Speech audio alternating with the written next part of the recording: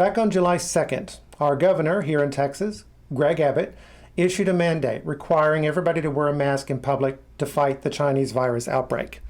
If you watch my video on July 5th, you will know that I agreed with that mandate, although I was at first horrified by it, and then I looked at the death rates and at the infection rates, and I backed him up on that.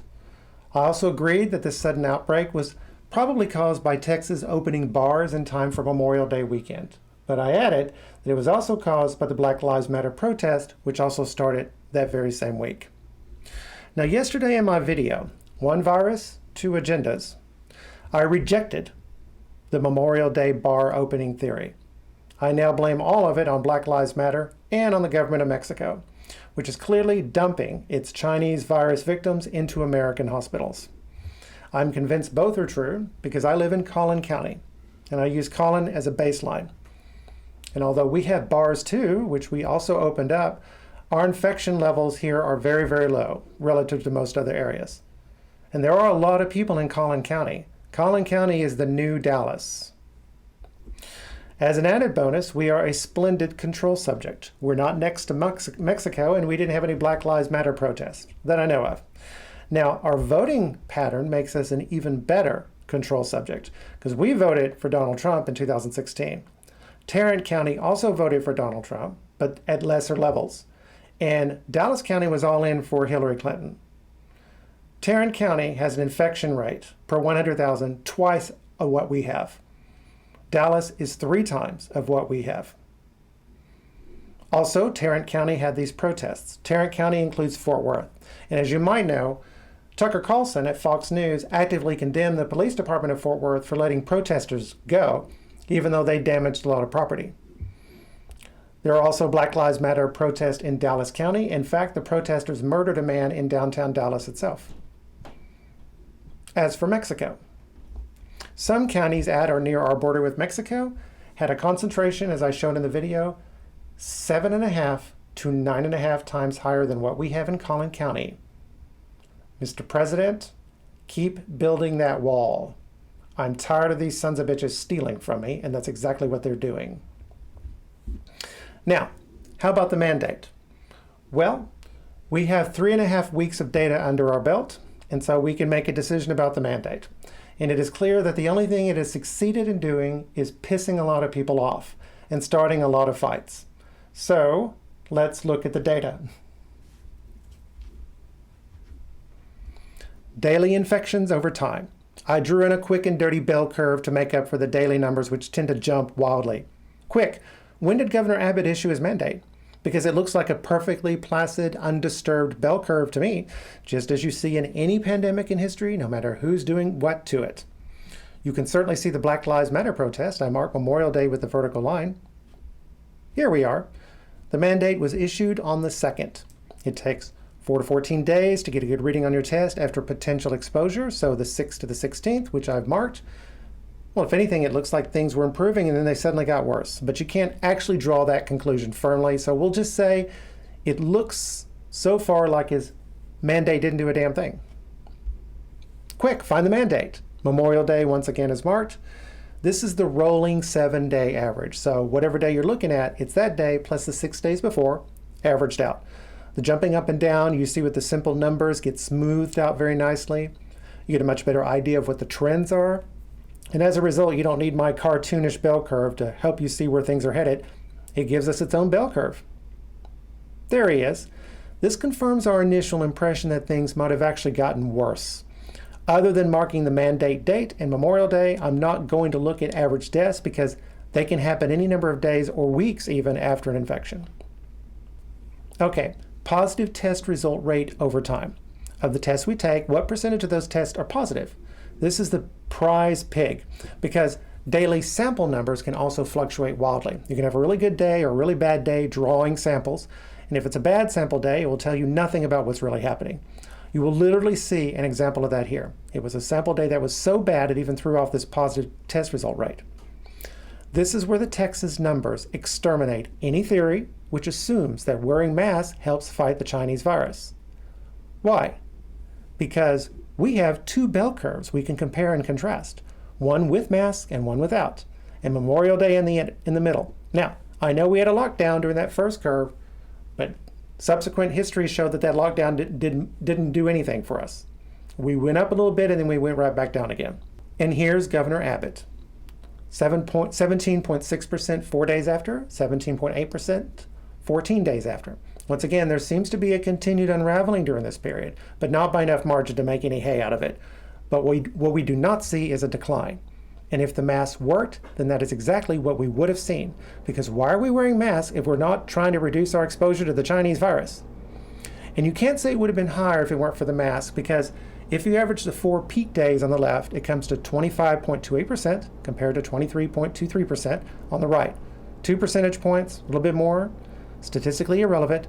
So the duration is the same and the severity is the same. But remember me talking about how important sample sizes are, because they were much smaller for the left-hand curve than for the right-hand curve. And that's reflected visually. The right hand is much tighter. It doesn't seem to jump as much. It seems, I can't do the math to actually determine that. Now on the left, you see that 30% on April 7th? You see how much of an outlier it is?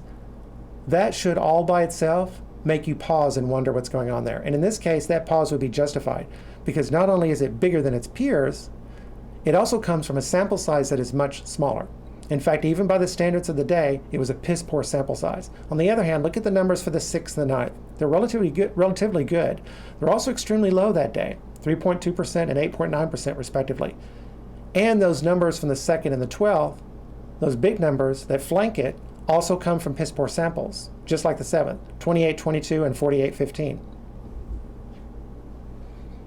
Taken together, this just confirms that the second bell curve was worse than the first. And I understand the first had the lockdown. The lockdown didn't do anything for us. Really didn't do anything for anybody. But I'm just going to throw out the number from the 7th. Because we had the lockdown, I'm generous. Nothing changed till we started the riots. Thus, I averaged the 3 remaining peaks on the left and the 3 on the right. And the 2 curves for the high numbers come to less than 1/10 of 1/2 of 1% to each other. A little bit more on the left than on the right. That's virtually indistinguishable. So the mask didn't do anything. And if you're going to insist that masks work, then you have a piss poor, you don't have a pot to piss in. In fact, the evidence actively excludes that. It's almost as if the virus knew Governor Abbott had issued his mandate and it was trolling him. I mean, I'm serious. It didn't wait till after the 16th to peak. And even when it peaked, it just lingered there for a few days. Now, what I was in the middle of that, when I was going through it, is getting pretty depressing. And I was actually kind of feeling kind of dumb. You know, that's what happens when you put yourself out there. Maybe you're wrong. But in this case, I now see that my model of what actually happened after Memorial Day is stronger than ever. The Chinese virus, like most viruses, is dose dependent. The more you get, the sicker you get. So the goal, and it's never going away, remember that. This is a new way to die. Thank you, China. By the way, they're going to pay for it. They're going to pay for it. It's dose dependent. That means you want a small level exposure. And this is kind of scary, I understand. So if you're elderly or otherwise immune compromised, I'm not talking about you. Go protect yourself. We got this covered. We'll get this. In the meantime, we'll get new treatments and we'll get a vaccine. We'll take care of you. So you want small amounts to irritate your immune system. And this in turn will help build up pack immunity, not herd immunity. I'm not a cow. We're in a pack, like wolves or coyotes. They do that on purpose. So, if like me, you say that for the vast majority of people, wearing a mask is bad, then these numbers tend to confirm that. And remember as well, the second curve came much later, long after we were well down the road to pack immunity. So it should have been better. Now, not only does the evidence within the bell curve itself indicate that things actually got worse after we started wearing masks, the historical context of the virus strengthens the case even further. Because as I said, we should be getting more pack immunity. But wait, it gets even worse. Man, if you're just so hot for masks, I got more bad news for you. The rule of thumb is, in nature, if you don't use it, you lose it. That includes your immune system. It's a very complex thing. Kind of like birds don't really want to fly, so they stop flying on islands.